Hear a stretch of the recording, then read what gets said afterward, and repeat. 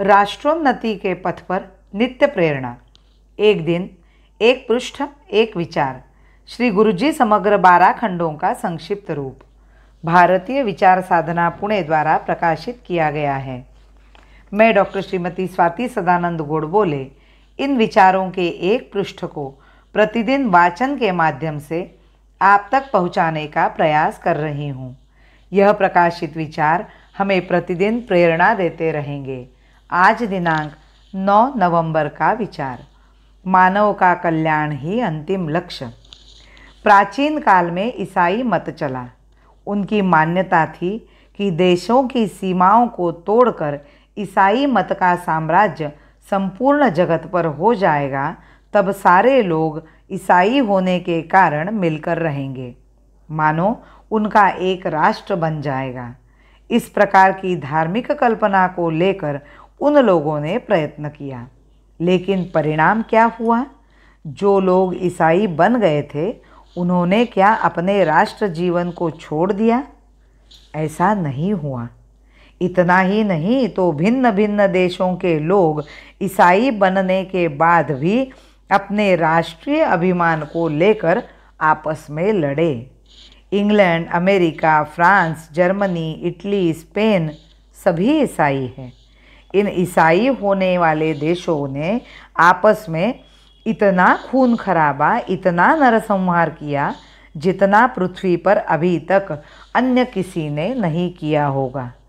इस प्रकार हम देखते हैं कि एक परिवार बनाने निकला ईसाई मत अपने अनुयायियों को राष्ट्रभाव छोड़ देने की प्रेरणा नहीं दे सका।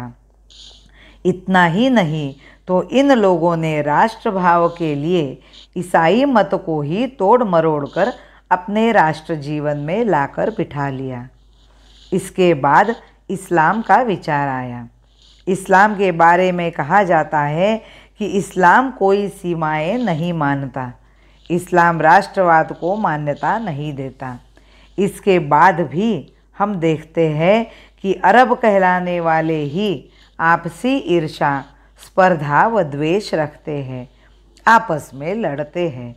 हिंदुस्तान में समय समय पर भिन्न भिन्न जाति के मुसलमान आए, परंतु उन्होंने एक दूसरे के विनाश का ही काम किया। इस्लाम भी राष्ट्र भावना नष्ट कर जागतिकता लाने में असफल रहा है। आजकल का नवीन विचार है कि धर्म व ईश्वर को छोड़कर केवल आर्थिक जीवन का महत्व देना चाहिए। उसको समाजवाद और साम्यवाद के नाम से जाना जाता है। इस विचार के लोगों ने भी घोषणा की थी कि कम से कम संसार भर के श्रमिकों को एकत्र कर बंधुभाव निर्माण कर ही लेंगे। लेकिन देखने में यह आया कि रूस, चीन, पोलैंड, हंगरी, चेकोस्लोवाकिया अलग अलग राष्ट्र बने हुए हैं और आपस में संघर्षरत रहकर ईर्ष्या एवं द्वेष रखते हैं। राष्ट्र भावना इस जागतिक विचार को गाड़कर उस पर ही खड़ी है। हमारे यहाँ तो पहले से ही इसका विचार हुआ है। हम लोगों में पूर्व काल से यह धारणा रही है कि राष्ट्र नष्ट करने की आवश्यकता नहीं।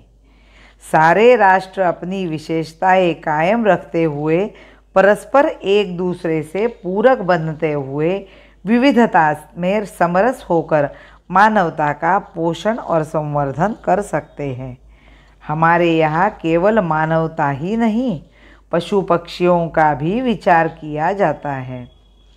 इस जगत में अंतिम सत्य मानवता का कल्याण को आत्मसात करने के लिए सब राष्ट्रों में समन्वय रहना चाहिए। राष्ट्र भावना को समाप्त करने की आवश्यकता नहीं, क्योंकि यह अमर है। इसलिए राष्ट्र भावना निरंतर प्रेरणा देने वाली है।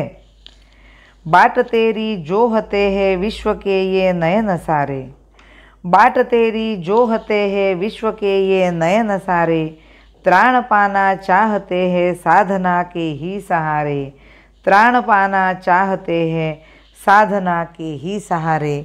भारत माता की जय। वंदे मातरम।